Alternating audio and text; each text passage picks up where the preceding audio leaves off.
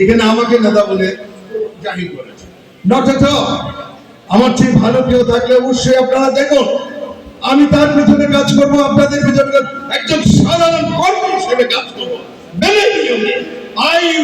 I promise in front of so many people. কিন্তু সোনার গাছের মানে একজন এগিয়ে আসছে সত্যিকার অর্থে সোনার গাছকে গড়ে তুলতে পারে। ঐতিহ্যবাহী সোনার গাছ যে উপাধি ছিল, সেই উপাধি হাওয়া মুকুট উপাধি বাইরে আমার আপনারা জানেন সোনারগাঁ অনেক বেশ কিছু নেতা নির্বাচনমুখী হয়েছে।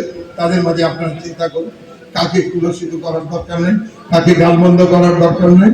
কিন্তু আপনারা যে সাধারণ মানুষ লেখাপড়া শেখেন, আপনারা যে বলেছেন যে ঘরে ঘরে আপেল আছে, তো যদি আপেলই থাকে আপেলটাকে এইভাবে দেখুন। আমি আপেলটাকে ধরে নেন একটা বুদ্ধিমত্তা, একটা স্প্রিং দিয়ে দেওয়া একটা খেলনা।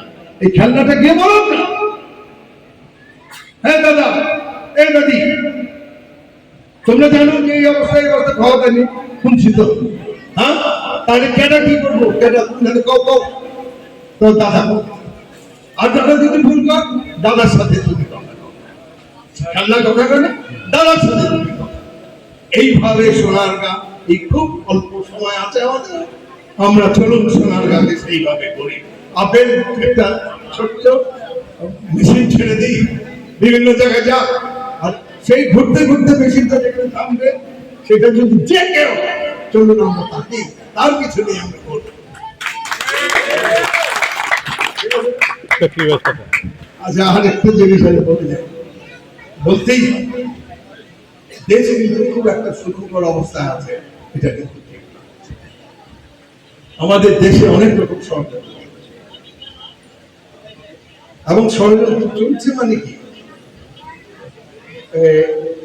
ভারতবর্ষে পার্লামেন্টে পর্যন্ত আপনার